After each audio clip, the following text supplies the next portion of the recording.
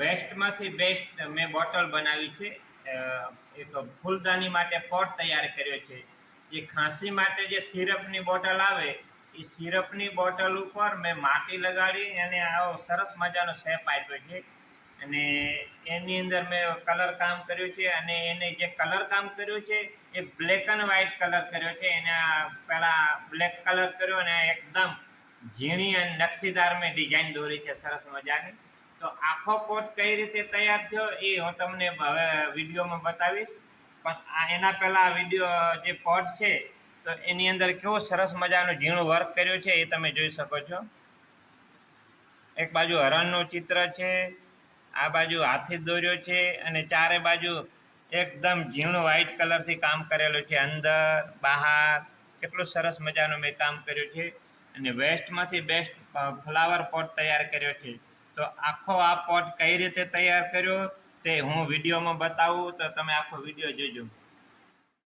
Red કલરની એક bottle લીધી છે મેં, અને આ બોટલને સરસ મજાનો અલગ આકારનો, પહેલાં એક બીજી બોટલ બનાવી હતી એમાં અલગ શેપ હતો, આમાં પણ હું અલગ શેપ આપવાનો છું.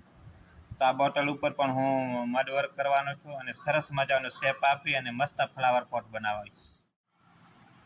લાલ કલરની બોટલ હતી ને એના ઉપર મેં આ વખતે અલગ પ્રકારનો શેપ આપ્યો છે, તો આપ જોઈ શકો છો.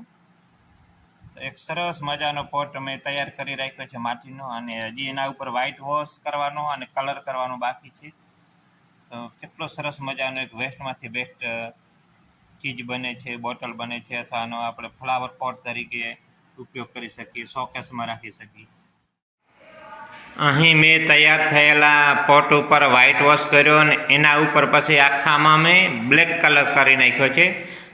બ્લેક કલર થઈ ગયો એટલે એના ઉપર મેં સરસ મજાની વ્હાઈટ ડિઝાઇન કરી છે.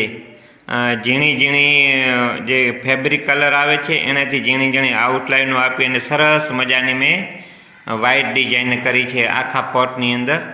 તો ચારે બાજુ જે મેં ડિઝાઇન કરી છે અને વચ્ચે મેં સરસ મજાનું હરણનું ચિત્ર કર્યું છે. એમાં મેં રેડ કલરનો ઉપયોગ કર્યો છે.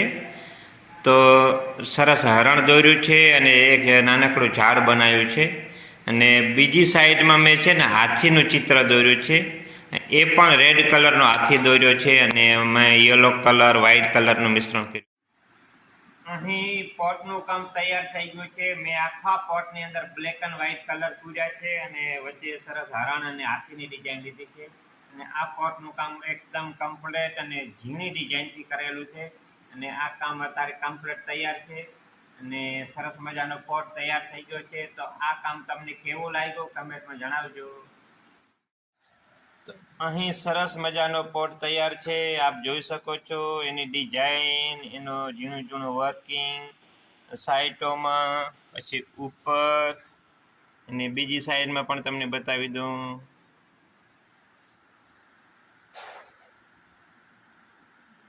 તો આ છે મારું વેસ્ટમાંથી બેસ્ટ બોટલમાંથી વર્કિંગ ફ્લાવર પોટ.